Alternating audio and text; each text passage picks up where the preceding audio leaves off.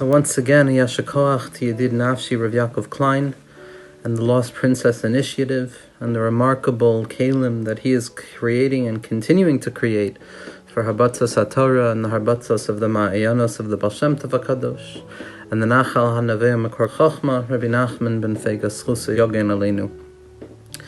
Now, in a similar vein to what we had this list to discuss in the first talk that we were able to share with the Lost Princess Initiative with regards to Rav Levi Yitzchak of Berdichev, that on the one hand Rav Levi Yitzchak of Berdichev is known to be the Sangoria of Klal Yisrael, that tzaddik who is able to see the good even within the mud, that tzaddik who is able to disclose the schus even within the depths of chova, and that tzaddik who is able to elevate us at every time, never accepting the fact or even the hint to the fact that the Jewish person could consider themselves as being stuck or fallen in darkness.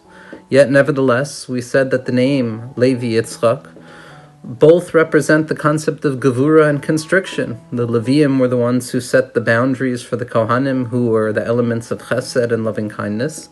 And the Leviim were the gevura, the borders that said, don't go any further, you can't do any more. And Yitzchak is, Pachad Yitzchak is the fear of Yitzchak, is the gevuros of Yitzchak, the severity of Yitzchak. And we pointed out how these two ideas are not mutually exclusive, but rather they represent the same idea, as the Maharal Schus Yogen Aleinu teaches us in the 13th parak of Netzach Yisrael, that in the Oimek Hadin, in the depths of judgment, a person comes to discover schus. When you dig deep enough into the mud, what you come to find is kulo hafach lavan tahor. That at a certain point, when you reach the limit, there's something that transforms everything back into schus. And we find this in Rav Levi Yitzchak's writings as well in the Kedushas Levi. In Parshas Ha'azinu, the Kedushas Levi asks a question. Why is it that Parshas Ha'azinu, those words of Moshe Rabbeinu, Raya Mehemna, why is it that those words of Moshe Rabbeinu are referred to as a shira? We see in the shira a historical disclosure of the fact that the Jewish people will be in exile, suffering, lost, stuck, and all of the different synonyms and symptoms that we associate with Galus. How could it be that we refer to it as shira, something that is typically associated with simcha? And what the Kedushas Levi explains demands a little bit of an introduction.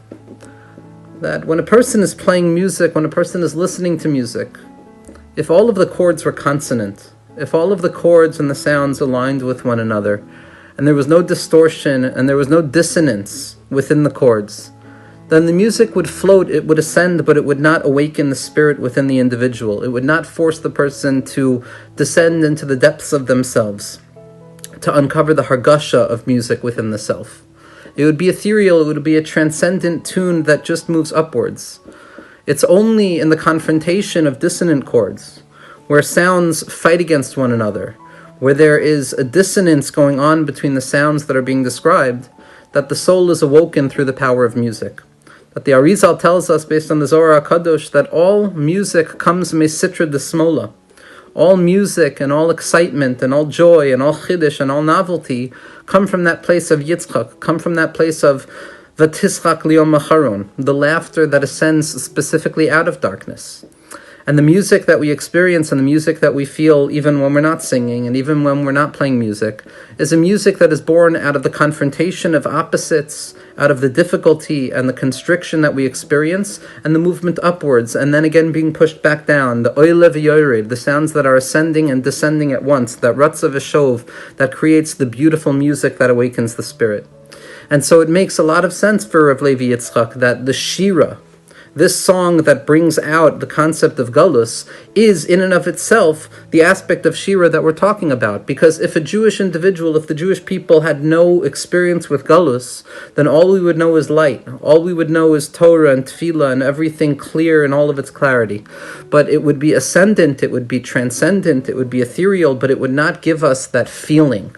It would not awaken the deepest core of the individual in their unconscious and subconscious. But when the Jewish people encounter darkness, when the Jewish people encounter those dissonant chords where things don't seem to align together, and there's a cognitive dissonance, and there's a difficulty, and there's harsh sounds, and there's a descent into the depths of mystical madness and musical madness, at that point, when a Jewish person is able to hold on to the nekudos of faith, to uncover those sparks of goodness that exist within the bottom of the mud, that's when we're able to create the music of our lives. That's when we begin to gain access to the Heichal HaNagina. Only when we're able to taste darkness, like the Zohar says, and be mahapich that darkness into light, and to taste bitterness, and to be mahapich that bitterness into sweetness. As the Kedushas Levi writes in Parshas Ha'azinu, and this is the reason that the words that Moshe Rabbeinu gives us over in Parshas Ha'azinu are referred to as a song. Sharomez al simcha. Music represents and it signifies joy and excitement and presence of mind. Shagam shenemar boshe Yisrael yeh begalus, that even though that Parshas Ha'azinu tells us that the Jewish people are going to descend into exile, individual exile, collective exile, exile of the mind, exile of the heart, exile of the body. Afal pikein hagalus gufa hu simcha. The galus itself is the birthplace of simcha. It's not that the galus will eventually lead to simcha. The galus itself is the birthplace of simcha, because it's only through the descent into darkness that we can truly cultivate our deepest strengths.